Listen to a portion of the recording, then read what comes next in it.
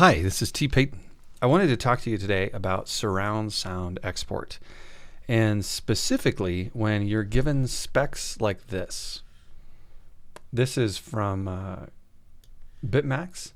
This is for digital distribution, something like Amazon or maybe iTunes. Now, granted, this isn't all the pieces, closed captioning, things like that, but they're asking for just this kind of surround sound export. So check this out.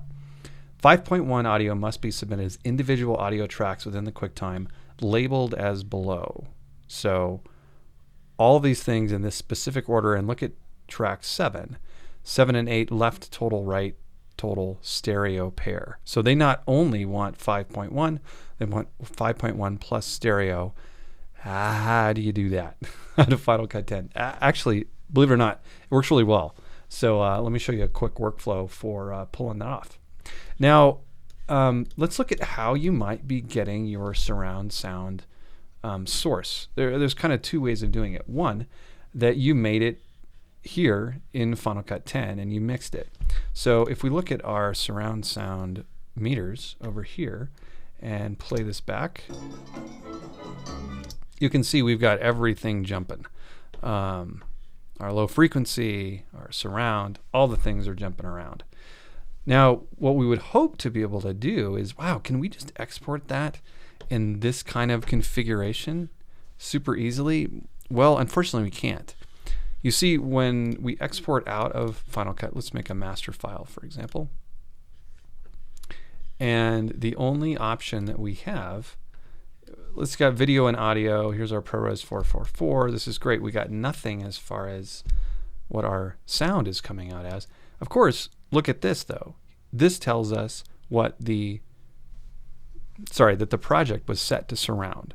So we can see we've got our surround channels, but we really don't have any control of how it will lay out. Now, one thing we do though, look at this. Multi-track QuickTime movie. This is sweet. Well, is there a way we could pull it off here? Let's see. We just have surround mono stereo. So it looks like we can do it. We're just not set up to do this right. In fact, here's our clue, using rolls. But before we do that, let's walk back to the two different scenarios. Now, one scenario, you might have been given tracks from your audio mixer, as far as the surround sound tracks, individual tracks that is. The other one, you might have been given a surround sound composite. So let's figure out kind of the other scenario, and you can work your way around those too. Let's say you did all your mixing here in Final Cut, like we said here. So can we assign what we need to do just out of this? Well, in a short, no. Let me show you the workaround that you have to do, and it will make sense of why we need to do this. So first of all, you're wanting to get your project done. What I would recommend is exporting out the audio. And the audio is going to come out as surround. Let's just do a WAV file, okay? So let's just put that on our desktop. Probably shouldn't have called it surround sound, but that's okay. Wait for it. Okay. So this got open. Let's go ahead and show that. So we've got our little surround sound mix that happened here. So let's drag this into Final Cut, into our timeline, and just kind of see what happens. Okay, so this looks right. Looks like the waveforms are lining up. Let's go over to the inspector and see what's happening. Okay, it clearly identifies it as surround 5.1. But how can we get this so that it has these mono configurations like we have over here? Well, let me show you. This is actually pretty cool that we can do this. We're going to do it with rolls. And as an added bonus, I'm going to show you rolls template right now. So this is kind of cool. So let me show you how you do this. We're going to first go to 6 mono. Okay. Now this is going to make kind of a mess, as you can see right here. But let's expand audio components, and then this might make a little more sense. Look what we have now. We have the individual elements. So now all we need to do is assign those proper roles, and this is where those roles templates come into play. So a little bit about roles. The way roles are assigned, and let me get to my work folder here real quick. One creative, there we go. Roles template. Before I click on that, let me show you this. The way roles are assigned inside Final Cut, there's two ways. One, they can be added in the memory, or the session rather, of your Final Cut time. So in other words, you open up Final Cut, you add some roles, you quit they're gone unless you assign those roles to something specific. So in other words, roles don't carry over inside a library. They instead carry over inside actual clips that are assigned to them. Well, let me show you an example of this. So let's get to the role editor, go up to modify, edit roles, and let's just add a role. And we're going to call this audio role extras, okay, for lack of a better word. Okay, now we're not going to do anything with it, but let's just quit Final Cut and restart it. Wait for it. Let's go up to our edit roles. It's gone. It's gone because it's only held within that session or the RAM of the application, and it wasn't assigned to anything, and therefore it's gone. It doesn't matter. It didn't reside with this library or an event. But look what we can do. I made a thing called a roles template, and a roles template is a fancy term that I just made up. It's just a compound clip, and look what we did inside the compound clip. I have clips showing as roles right here, and look, I just made some roles. Let's open up our timeline next, and look, I've got this thing called surround mix, and I just assigned this little tiny clip to each one of these things: center, right, surround, right surround, left, low frequency. So now with that open, I can go back to my other little project here that I was showing you.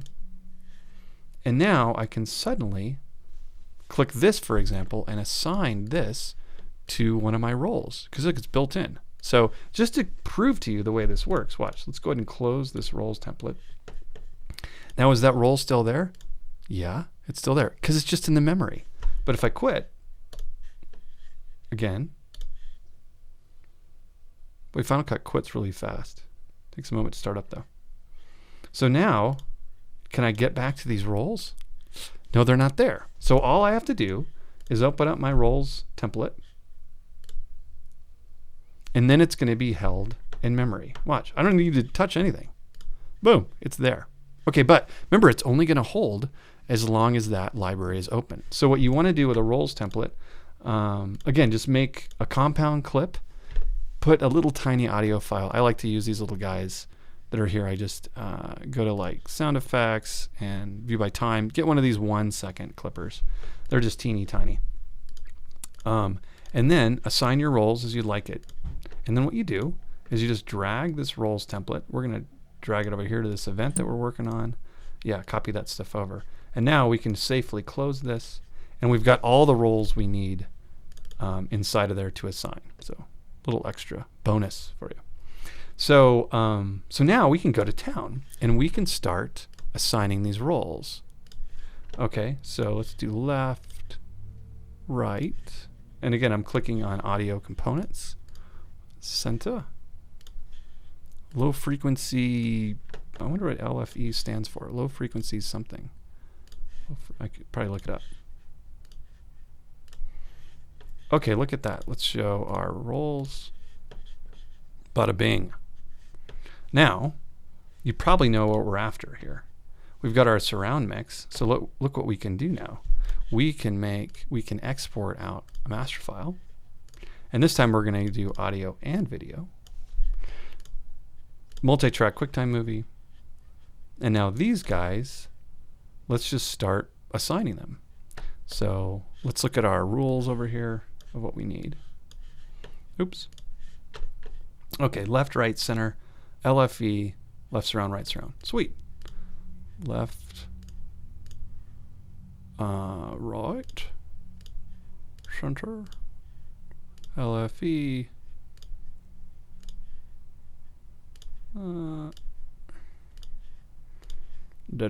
Okay, sweet.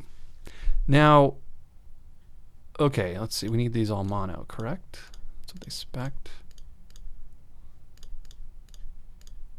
Okay. Now look at here. There's a little thing you need to be aware of. That's going to get the music roll and the right roll. We don't want that. Just like this. Okay, this is sweet. In fact, you know what? Let's go ahead and save this as a little preset. Surround sound mono. Cool. Well, the only problem is we need to get that stereo one. Look, there was one more that we needed there. Stereo left, right. Now we haven't accounted for that. So let me show you how you can do that. There's one way to do it. If you really have a good stereo mix is what you really should be using. But if you don't have a good stereo mix, what you can do is you can just have Final Cut make a stereo mix from your surround. So how does that work? Well, let's just go ahead and dupe this thing we just made down here. And now I'm going to go to the audio, and I want this back as surround, okay? And then the roll I want it on, I want some kind of roll called stereo mix. So this would be a good idea to set up this roll already, but in my template, but I wanted to show you how you can do it. So this is stereo mix, and that's all we really need to do that on is just the one stereo mix. If you really wanted to, you could have one that was left and right, but for this, all we need to do is add this one. Okay. And remember, since it's in memory, I can go ahead and assign that stereo mix. And now that it's assigned to something, this is great. So now, is this the greatest stereo mix ever? No. But it will work in a pinch. So hopefully you got a good stereo mix, and even if you have left and right, you can pan things and make those work. But so let's go back to our export and see how things are looking.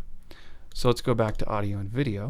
We're going to use our surround sound mono suite, just like we want it. Now we're going to add one more track, and that is going to be stereo mix, and it's going to be, cleverly enough, stereo. The coincidence is amazing. Okay, so this looks good. Let's go ahead and do a proxy export just to test this out. So let's do next, and surround sound audio video. Okay. So now this is exporting. Now one thing I want to show you, if you saw how quickly I was going through things, you're like, okay, T, how did you know the order that this, when we turned this surround sound file into 6 mono, how did you know that order? Well, that order is set, it's a Dolby standard, but it's the way that Final Cut interprets those, it encodes the surround sound, or the order, rather. Oh, here's our Mr. Cow that is done. So let's go ahead and get info on this, and let's check out our specs. So let's go over here and grab our little specification sheet, and maybe we can get these up in the same time. Okay, so let's see. We have our audio. So we have 1, 2, 3, 4, 5, 6 monos, just what we needed right here. And then we've got a stereo left and right here at the end. Super sweet. Now, one thing you might want to do, depending on who you're delivering it to, see how they wanted this labeled as below. You might actually need to go in and label those inside QuickTime 7. I'll let you do that on your own, but you can see how this is working, and we have everything just like we need to. And if you play it, it's going to be an absolute mess because there's so much stuff going on to it. But let me go ahead and show you what this looks like in QuickTime 7 so you can see it. Where's my QuickTime 7? There we go. The essential thing to have still is QuickTime 7. So now you can see it's a little clearer. We've got our sound tracks here and our 7 that is stereo.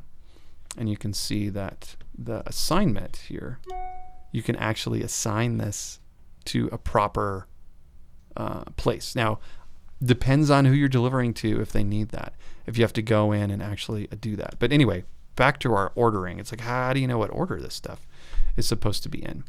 Specifically, when you bring in a file like this, how do you know what order it is? Well, there's a little bit of a clue when you go to share. See right here? Left, right, center, low frequency, left surround, right surround. That's the order. That's the Dolby order kind of standard. So how can you make sure that the file that you're bringing in is actually to that standard? And you really hope it is. I would say most of the time when you get a composite file, you're going to be like that. But just to double check, I made a little test to see how that works. So let me go to my Dropbox real quick here. Where's that file I made? Surround sound. Here we go. So I made this a thing called surround sound 5.1 channels. Let me just pop that over here. Okay.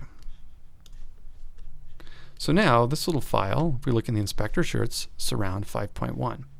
And if we play it back, it's just me saying, left, right, center, low frequency, left surround, right surround.